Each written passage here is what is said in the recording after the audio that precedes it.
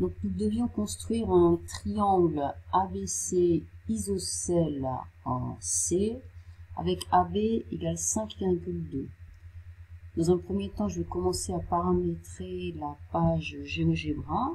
Donc par un clic droit dans la fenêtre, je fais affichage standard. Donc c'est bon, c'était déjà en affichage standard. Puis je vais supprimer les axes. Pour plus de visibilité, en option, je vais enlever les étiquetages automatiques, mais juste les nouveaux points. Et je vais modifier la taille du caractère pour que vous voyez un petit peu mieux. Donc je vais choisir 28 points. Je vais commencer par dessiner à main levée la figure, donc à savoir un triangle ABC, isocèle en C. Donc je n'oublie pas les codages. Et AB doit faire 5,2. Sur GeoGebra, on va donc commencer par tracer le segment AB de longueur donnée. Donc je choisis bien segment de longueur donnée. Je clique, il se crée le point A, on me demande la longueur. Et sur GeoGebra, il faut taper 5.2 et non 5,2. Sinon le logiciel ne comprendrait pas.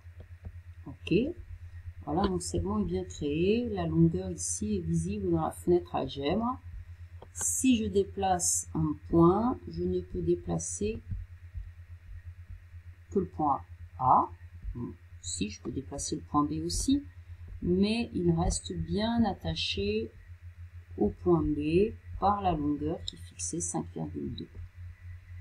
Je vais centrer le segment au milieu de la figure.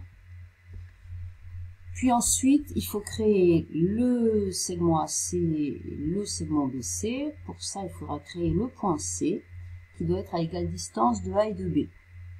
Bon, ce qui pose un petit peu de difficulté ici, c'est que la longueur AC, la même donc que BC, n'est pas donnée. Ce qui veut dire que AC peut prendre toutes les longueurs qu'on veut. Par conséquent, BC aura la même longueur. Pour ça, on va utiliser dans les icônes de cercle, non pas cercle centre-point ni centre-rayon, mais on va utiliser le compas. Si vous regardez l'icône, vous voyez ici que sur cette icône de compas est dessiné un petit segment. Et ce petit segment schématise en fait la longueur que l'on va reporter avec le compas. Donc pour utiliser cette icône, il faut avoir au préalable un segment. Je vais choisir dans les segments, non plus un segment de longueur donnée, mais un segment de longueur variable.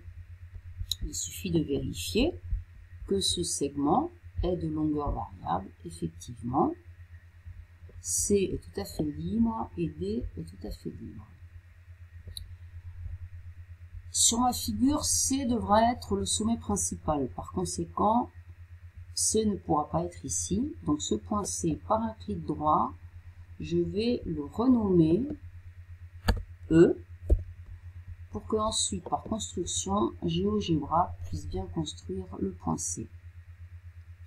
Je vous rappelle donc que pour le troisième sommet d'un triangle, il faut tracer des cercles. Donc je retourne sur mes icônes de cercle, je choisis l'icône compas. Je vais dire voilà l'écartement du compas ou bien le rayon du cercle que je vais tracer et je vais centrer ce cercle sur le point A. Le cercle de centre B devra avoir le même rayon, donc l'icône est toujours cliquée. Je resélectionne le même rayon donc et je vais centrer le cercle sur le point B.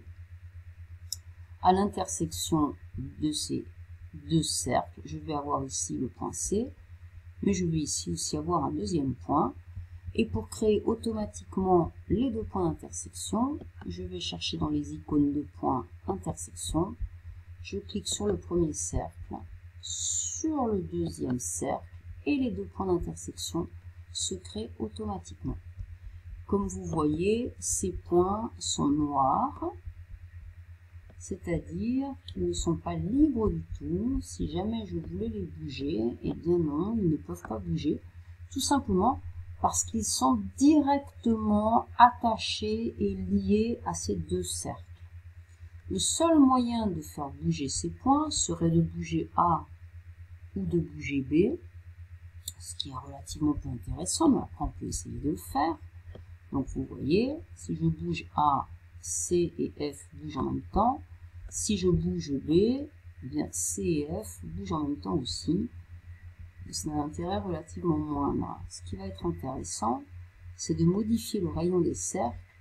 Et là, le déplacement de C et de F est plus intéressant parce que la figure évolue.